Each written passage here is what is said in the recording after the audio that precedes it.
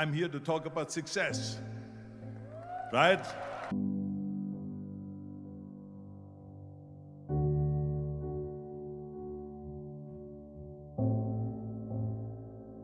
The first rule of success is to have a vision.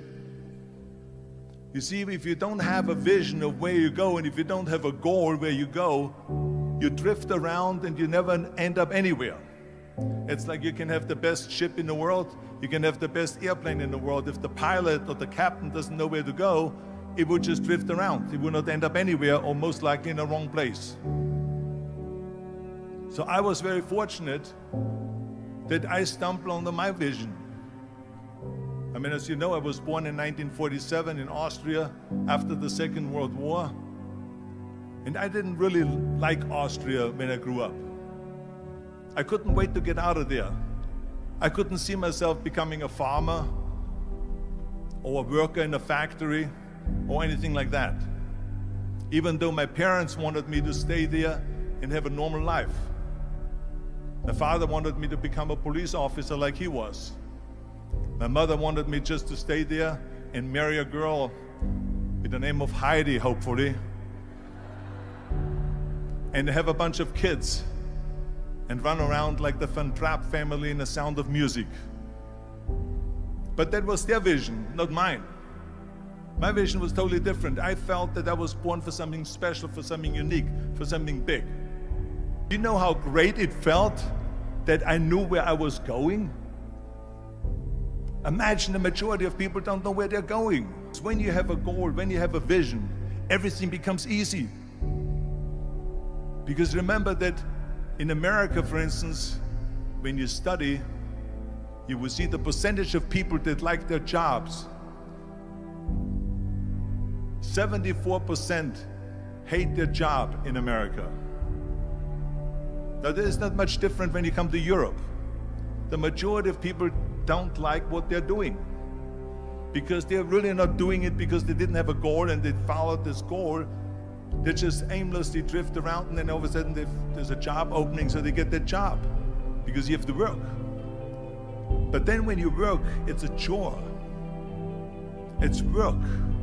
It's not fun. So if you think about, only a quarter of the people really enjoy what they're doing in life. That is unbelievable if you think about it. So I felt so blessed that I knew what I was doing. It's like a medical student that studies and knows he wants to become a doctor. You know where to go. So I knew where to go. So people always ask me, when they saw me in the gym in the pumping iron days, they say, why is it that you're working out so hard? 5 hours a day, 6 hours a day, and you have always a smile on your face. The others are working out just as hard as you do, and they look sour in the face. Why is that? And I told people all the time, I said, because to me, I'm shooting for a goal. In front of me is the Mr. Universe title. So every rep that I do gets me closer to accomplishing that goal, to make this goal, this vision, turn into reality. Every single set that I do, every repetition, every weight that I lift will get me a step closer to turn this goal into reality. So I couldn't wait to do another 500-pound squat. I couldn't wait to do another 500-pound bench press. I couldn't wait to do another 2,000 reps of sit-ups. I couldn't wait for the next exercise, for the next half hour of posing and all the kind of things that you have to do to be a champion. And with the age of 20, I went to London and I won the Mr. Universe contest as the youngest Mr. Universe ever. And it was because I had a goal. So let me tell you something, visualizing a goal and going after it makes it fun. You got to have a purpose no matter what you do in life. You got to have a purpose. So that's rule number one, have a vision. Rule number two is, don't listen to the naysayers. Don't listen to the naysayers.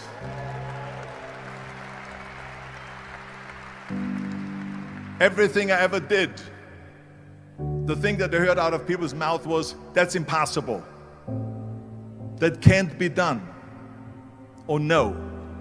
So whenever someone said to me, it can't be done, I heard it can be done. When they said no, I heard yes. And when they said it's impossible, I heard it is possible. I'm a strong believer of what Nelson Mandela said, that everything is always impossible until someone does it. Well, I'm going to be the one, I said to myself, I'm going to do it and I'm going to show it to them. Maybe it has never been done before. That's perfectly fine with me. But I'm going to do it. And I did not listen to the naysayers. The next thing, the third point that I'm going to make to you is, before we sit down with Jürgen and talk about the rest of the three, is work your ass off. There is no magic pill. There is no magic out there. You cannot get around. You have to work and work and work. And it drives me crazy when people say they don't have enough time to go to the gym for 45 minutes a day and work out. Or to do something for 45 minutes to an hour a day to improve. If it is physically improve or if it is mentally to improve. Imagine you read 1 hour a day about history.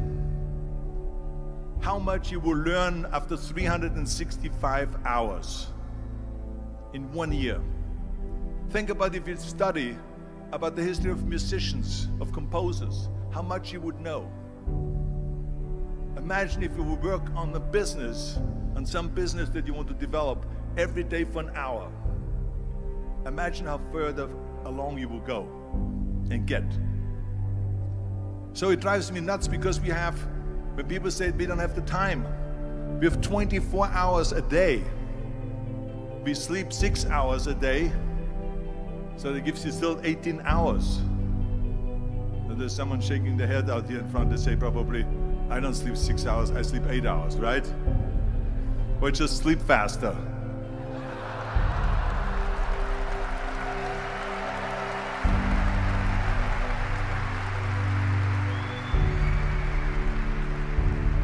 So we have 18 hours a day. The average person works around 8 to 10 hours. So let's assume it's 10 hours, so we have 8 hours left. Then you travel around an hour a day, maybe 2 hours a day.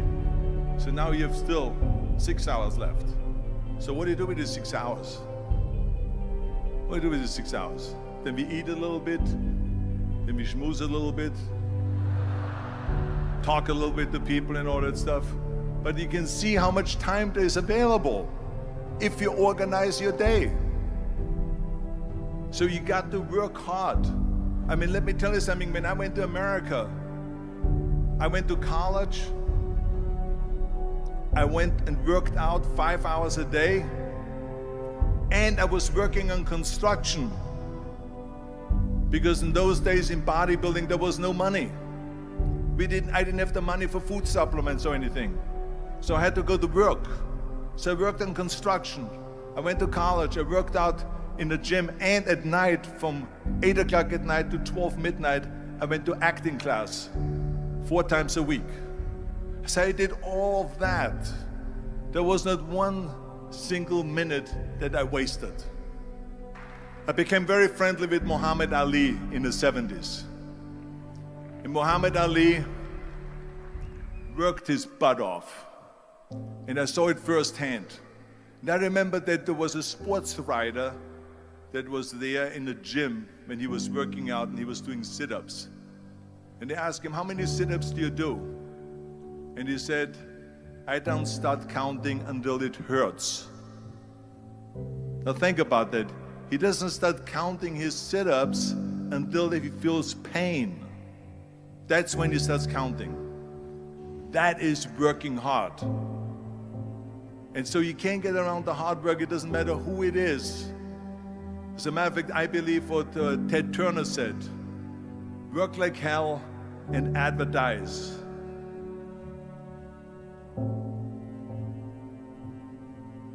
You get it?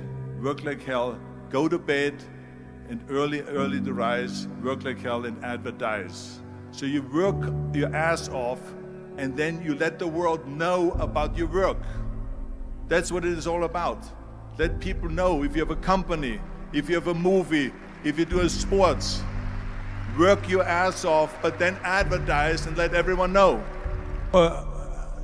I hate plan B. And I tell you why. Because we have so many doubters, as I've said earlier, the no-sayers. We have so many of those people that say no and you can't do it, it's impossible. That is okay because we just turn off, as I said earlier, and we listen and we hear the no being a yes. You can't do it, you can do it, and all of that. So that is possible to do that amongst all the negative people around you. But when you start doubting yourself, that's very dangerous. Because now what you're basically saying is that if my plan doesn't work, I have a fallback plan, I have a plan B. And that means that you start thinking about plan B, and every thought that you put into plan B, you're taking away now that thought and that energy from plan A.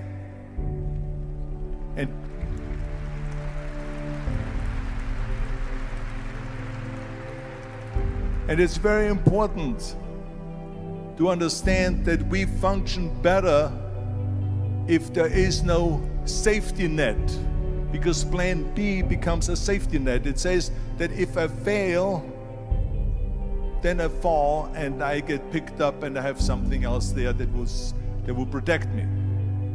And that's not good, because people perform better when there's no safety net. People perform better in sports and everything else if you don't have a plan B.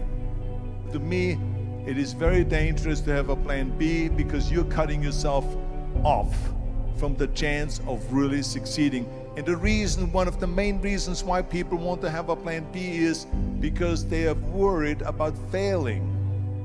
What is if I fail, then I don't have anything else?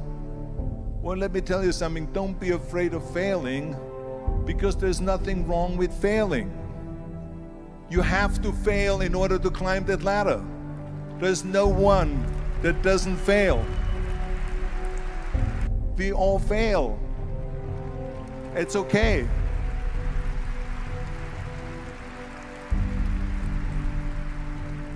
What is not okay is that when you fail, you stay down.